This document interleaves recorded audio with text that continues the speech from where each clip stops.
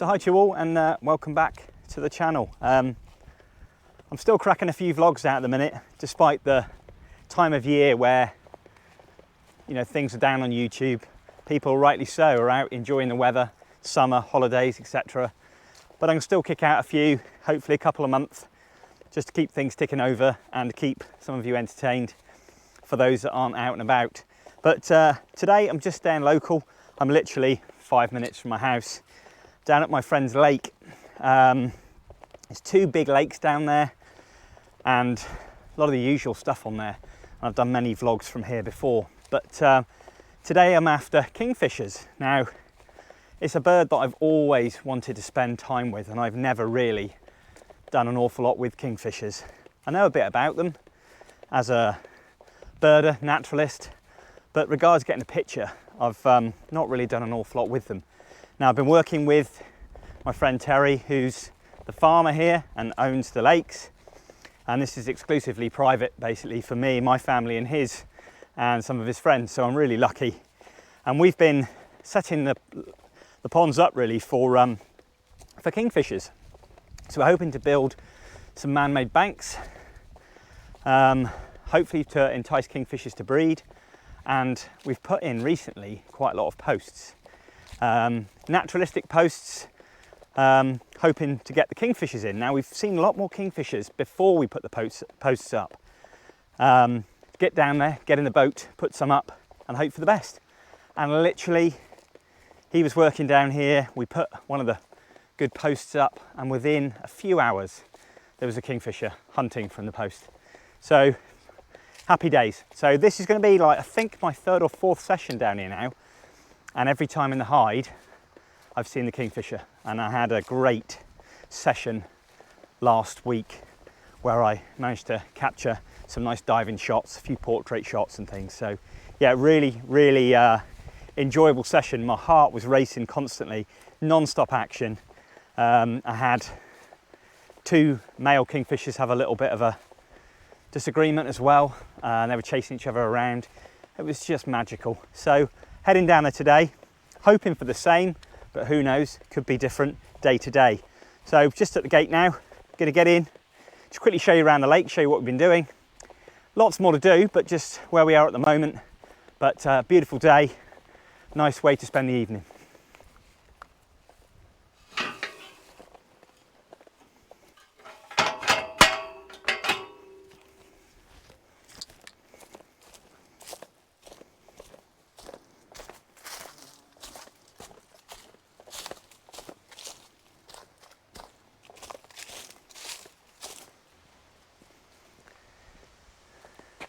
So here we have it. This is one of the larger of the ponds, and this is the weir around here. Gonna go steady as I go. Loads of dragonflies. So we've got an oak here which is arching over into the water, and this has also been a great spot for the kingfisher to hunt from. Nice bit of weed clearance there, ideal, good little spot for them. So here we have just some basic branches here hanging over the edge, just for some of them to rest. And I've put a trail cam here, and I've captured dipper and kingfisher on here. And it's unusual to see a dipper on a branch, but yep, one there, and just one there that's actually broken off at the minute.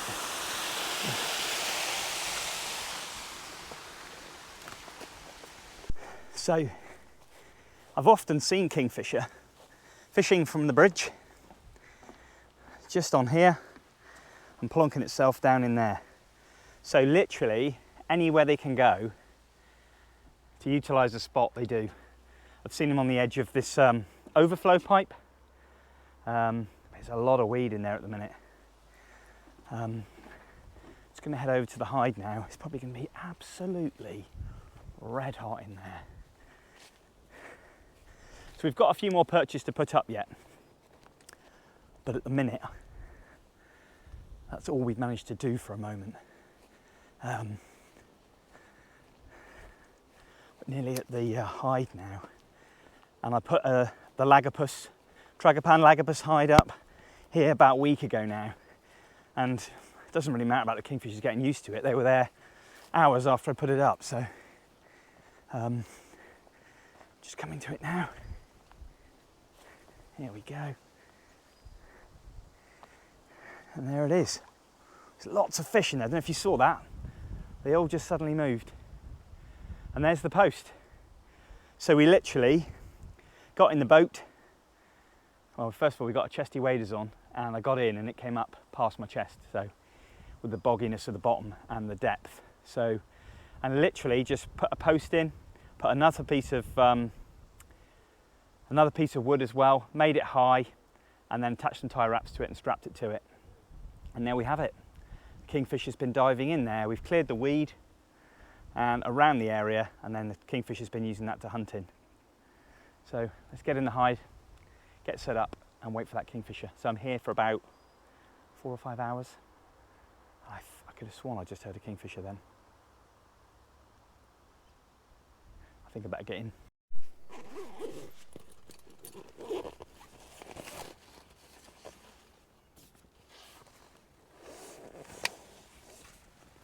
So guys, I'm in, all good, set up, ready to go. Got the 500 and the R3, good to go. No tellies or anything like that, so straight 500. Just to give me all that light that I need probably later on. It's absolutely red as in here. I mean, it's literally boiling a bag. But got a pair of shorts on today. Thankfully you won't see my legs. Probably not the best. So yeah, it's a little bit cooler than I was the other day, but still really warm. But when that breeze comes through, my God, that's nice. It's really good because you've got the 2 side windows here. I'll open that one up in a minute. Just let a bit of air come through. So yeah, currently my view at the moment is, I can open up, there we have it. So, post, lens barrel, nice, good to go. What you can see behind where the post is that there's loads of reeds and foliage there, and that's great because it's quite a distance, and at f4 I'm throwing that out of focus, and you'll see in some of the images that it's actually quite nice because it's the same sort of tonal range, the same coloration throughout with no distracting elements. It gives that nice diffuse bokeh at the back there, with it moving as well, creates a little bit of motion blur as well, which is really nice. And it's I say a good distance away. The sun at the moment is still pretty harsh, but you know, I've got to get in, get set up, get quiet, and the next couple of hours hopefully we'll get rewarded. But I was setting up the other day, and I literally stopped and chatted to a friend on the way over, and it delayed me by about 5 minutes. And I got here, I was setting up, and I was just messing around with the tripod leg, trying to get the balance right. I had half of the lagopus open and half of my leg out, and the kingfisher went and landed on the post. I looked up, he was looking at me, I had the front open, and I was like, no. Typical, if I hadn't chatted, I'd have been in, set up and good to go. But it stayed sort of there for 30 seconds, was looking at me, I froze, didn't move. It just flew off, and but thankfully came back, and I had an amazing evening. And hopefully that will be the same tonight. But as with wildlife photography, as we all know, there is no guarantees there that success rate. But you know, I think the odds are pretty good. It's here daily now. It's been seen daily. This is one of its territories now, and with kingfishers as well, a bit of info that generally their territories are about 1 kilometre. So you know, it's going to be probably a little bit further up here to down by the estuary mouth, down by the boatyard, so that's probably its territory. Although I did see the 2 males in here the other day. One was on the post fishing, one came in, landed, and they were about 1 metre apart on the post, and just looked at each other, defence posture on one of the pictures, and then literally chased it off, and then one of them then came back. But they sort of share territories with the female. But I think now with this fishing spot, there's lots of little fish in here as well. Not massive stuff, you know, bite size for sure, but the prey is obviously here, so the birds are here. The habitat's good, it's so quiet in here. It's not open to the public.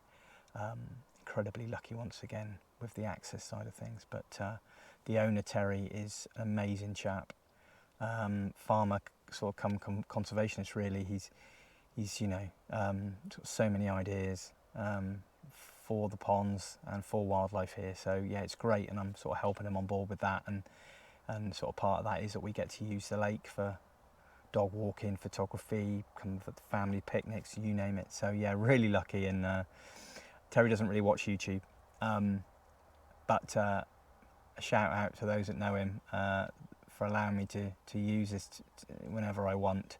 Feel very privileged to be able to do it. But yeah, anyway, gonna have a sip of water and a munch on something, I think, and open up this vent because I'm getting a bit hot, and let things settle down.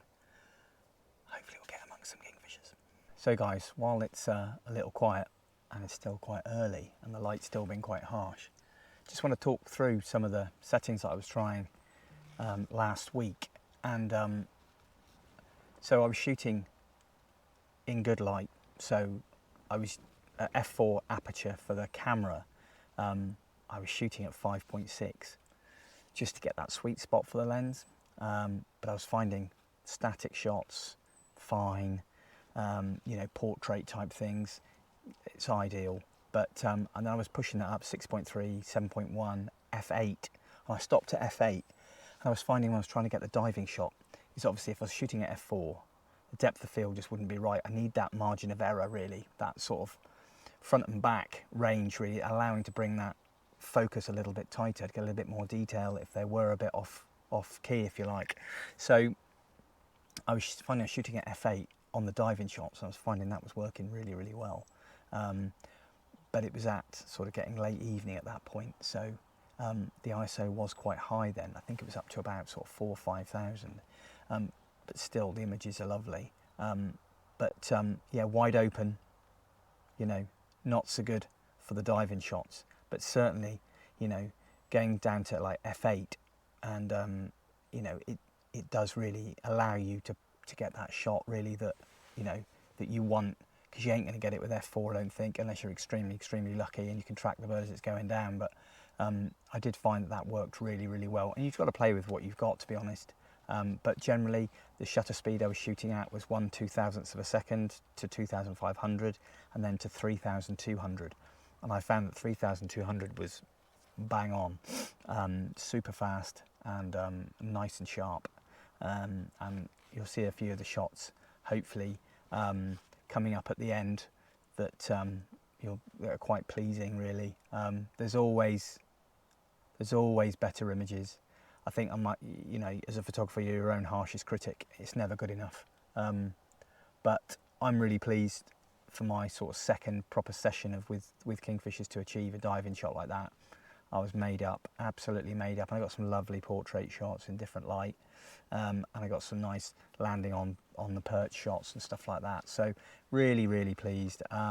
It's just good to spend time with them, to study them, to work out their behaviour, settings, you know.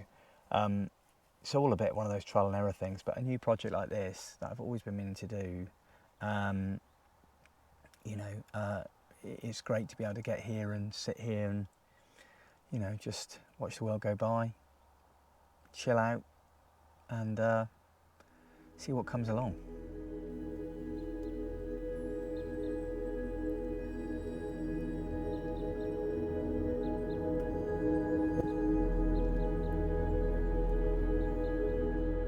So equipment, guys, for Kingfisher photography, I mean, to be honest, you need a camera that's going to be, you know, a fairly fast shutter speed, really, if you want to capture those action diving shots. But really, you know, lens-wise, depends how, you know, close you are to your subject. I mean, you can get pretty close to a kingfisher perch and you don't need a prime lens, like I'm really close here at the minute.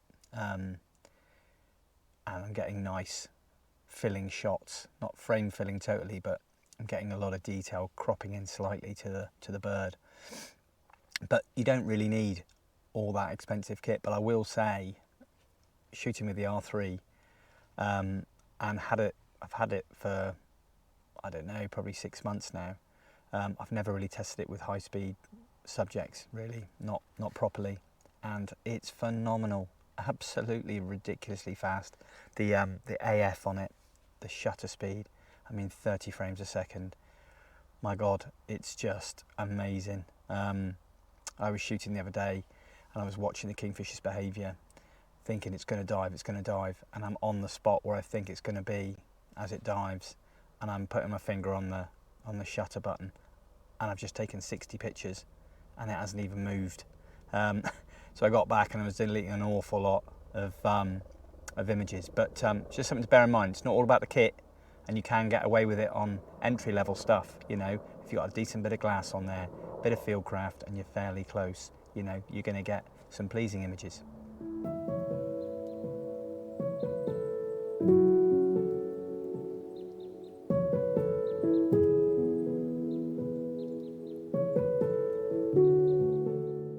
So I don't know if anybody's ever heard of Easy Cover, but they do a whole range of rubberized sort of silicone covers for cameras, protect them. I think they do lenses as well. But this is my, obviously, Canon R3, and this is the housing for it, as you can see there. Now, to be honest, I've been trying to get hold of one of these for ages, and they've only just released the one for the R3.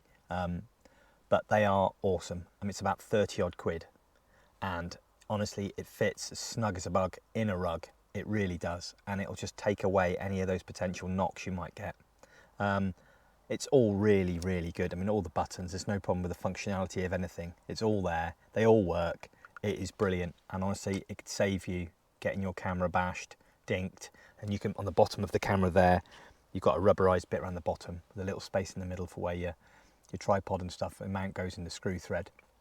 But they are brilliant. I'm not sponsored by them, and I didn't get given this. This was purchased by me online, and they are really, really good. So if you're into keeping your kit in top nick and you want to get hold of one of these, just check out the Easy Cover website. I'll put a link in my vlog description, and they do loads for different types of cameras. But yeah, really good. Glad I got one there. Keep it protected. Just had a massive fallout with some, I think it was an egret or herons down there. It felt like someone was getting killed. It was horrendous. There have been occasional otters seen on the lake, but I've never seen one. The owner has. That was like blood curdling. What I was going to say about the kingfishers here is that apart from putting the post up, that's all we've done.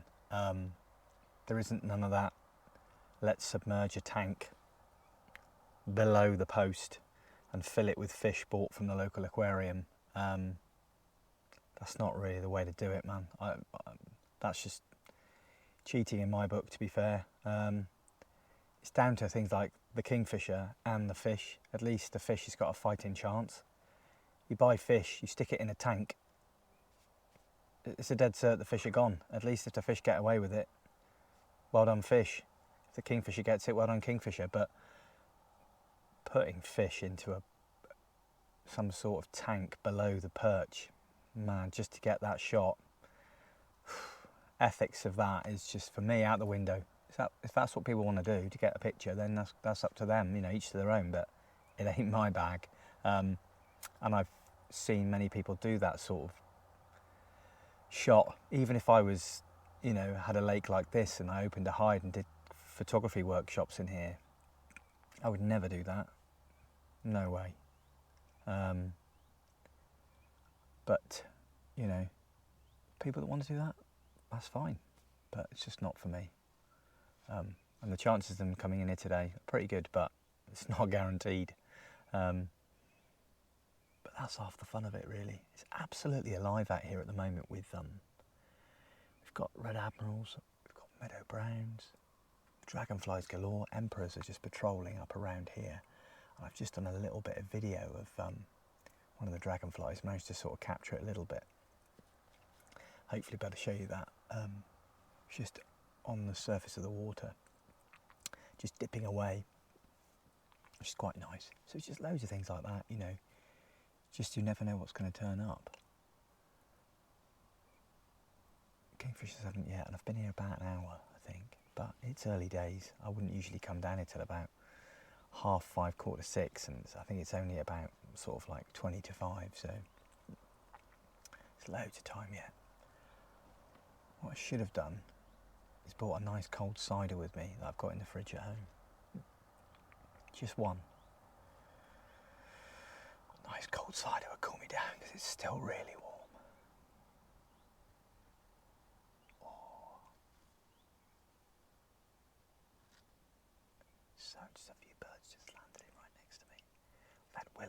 kingfishers in here, chiff chaffs and blackcap, just in the willow, just here.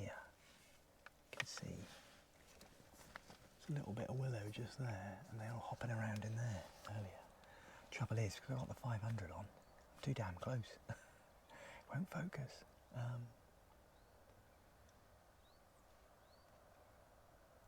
It's all gone quiet now with those herons. Must have been a proper scrap.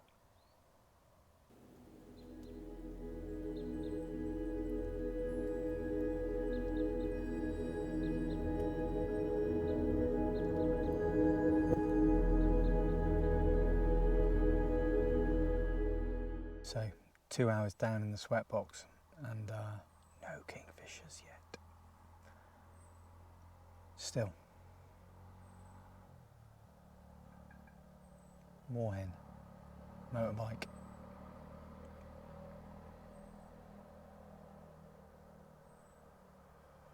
Yeah, that's about it. No matter how many times I go out with my camera and do my thing, that excitement never leaves me. It really doesn't. It's that, I'm waiting for that kingfisher to announce it's cool. I can hear it coming. The adrenaline will be going, hoping it's going to come and land.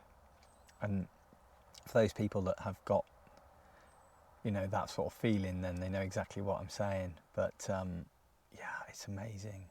And one thing I've been finding with these, and generally when I've been watching kingfishers over the years, as I said, not for photography generally, they usually announce themselves when they're on their way, or I can hear them up the way there. But this male particularly just lands on the post. Sometimes I've been like, you know, getting my coffee out or getting something to eat. I've looked up and there's this cobalt blue kingfisher just sitting on the perch. I'm like, oh. So you've got to be on your alert all the time. It's pretty draining, actually. People don't really think, oh, you know, sitting on your ass, you know, it's like, it's not difficult, but it's just absorbing everything that's going on around you. Listen to the bird sounds, listen to, you know, all what's going on in nature around you, and just taking it all in, just being extra alert, just getting you tuned to what's going on around you and your surroundings. You know, you sort of switch off, not really in the game, you know, you're like, you know, not really with it today. I go out 100%, boom, you know, concentrate. It is a job for me, so, you know, I suppose anybody doing their job does it 100%, but, or tries to anyway.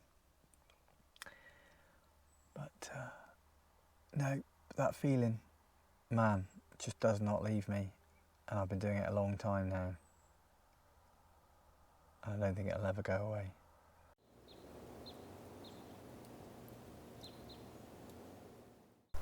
We have a kingfisher now.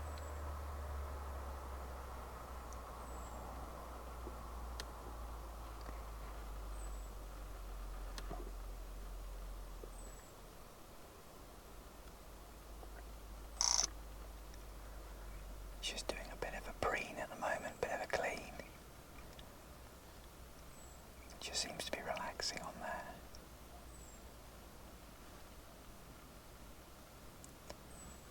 Oh, it's lovely to see. Just in the sunlight, it looks amazing. The colours are just unbelievable. They really are. My heart is going like the clappers. Amazing birds, man. Absolutely amazing. And such tiny little feet. Dinky little things, really. Beautiful. Absolutely beautiful.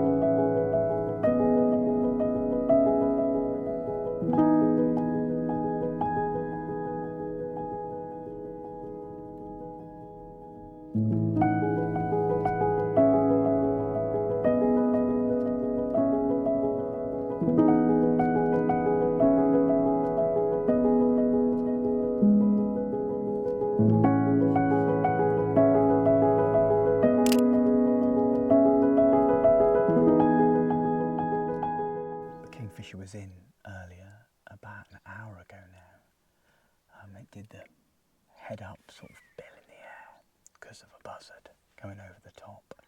Wasn't calling, didn't stay long, it was uneasy and it went off. Probably to hide away. So this buzzard breeds here. It's really close. It's really close. I'm sure you can hear that even on the mic there. But yeah, it got spooked I think by the buzzard, but got a few images there as well, so it's quite nice. But the sun's swinging around quite nicely now. And I've got an idea where the main perch is for the kingfisher here. It's to the right hand side. Looking below, there's a clear patch of water there, and there's a little something like a little bit of grass or something in the water that's just caught on some weed, and it's a great focal point. So I focused on that. I'm at f6.3 at the moment at 1 2,500th of a second. f6.3 ISO I think is about 4,000, and it gives me quite a nice, with the 500 I've got quite a big frame to play with. It's bang centre. What I'm going to do is, if it comes in again, is I'm going to watch it where it dives from that post, get an idea where it roughly dives each time, because there is weed around which will then limit where it can go. Pop the lens onto a focal point there, if not go to manual focus, watch the bird live view, finger on shutter, and as it launches just fire the shutter off, and hopefully we may get a shot. There's the logic, but the error there is, you know, quite vast. I would like to go to f8, but I'm really going to push that ISO up. I don't really want to go too much. Even though it's good, I want to get as low ISO as possible. That's the plan, but it's got to come back. Otherwise you'll have to leave it to another day. But that's the plan of action next. Always thinking about the shot, because when you get in and the bird gets in, you haven't got a lot of time to think. You're literally on the button. I was literally an hour and a half constant the other day. Concentration, man, it was like... One thing I did make sure though when I was doing it is that I watched it with my own eyes through the mesh at the front of the hide, just to see it. Because when you're looking behind these, you know it's there, but you don't truly get the appreciation as you do when you look at it yourself. Got a little young moorhen going down in front at the moment. And I noticed the other day as well, another behavioural thing, that they weren't very happy when the mallard and the moorhen were quite close by. Kind of got agitated. Anyway, less talking I think, and get back to being a bit quiet and just wait and see. Well guys, I've just had the most amazing half hour. I was going to try to vlog a little bit of it, but no chance. It literally came in unannounced, straight on the perch, and then literally just fed for probably nigh on half hour, and got some quite nice shots actually of it landing. I got a nice, looks like I got a nice hover shot, although the screen's, you know, pretty good on the back. You can never can tell till you get home on the computer, but absolutely amazing. I mean, the session last time went on for a bit longer, but geez, you know, to have that bonkers half hour then was just awesome. I really hope I've pulled some images out of the bag there. Fantastic. I tried the shots with it as soon as it hit the water. I was finding I was missing quite a few. I think a little bit more work to do there with that type of shot, but all in all, I'm happy. I tried a few of those and then just went back to some diving shots and things, but yeah, absolutely magical. Still more to come. I've still got another about an hour and a half I think, so I'm hoping it's just whizzed off that way, hopefully a quick circuit around the lake and it'll be back in. There's a few perches obviously around, so it's just varying its hunting area, but yeah, man, amazing. Yeah, another great sesh. Doesn't often work out like that, but yeah, over the moon, over the moon.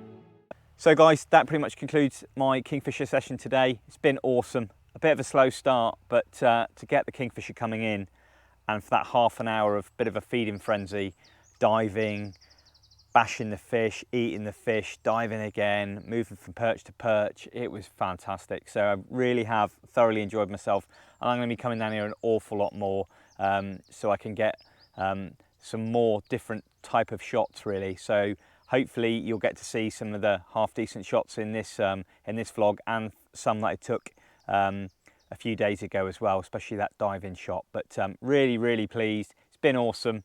Yeah, I think I've definitely now also got the Kingfisher bug, and definitely spend a lot more time down here with the Kingfishers, certainly throughout autumn and winter.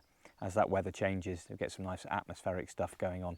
But as always guys, I know it's quite tricky at the moment. Obviously everybody's out enjoying themselves, but for those that are still watching along and supporting the channel, yeah, massively appreciate it guys, and I'll see you all next time.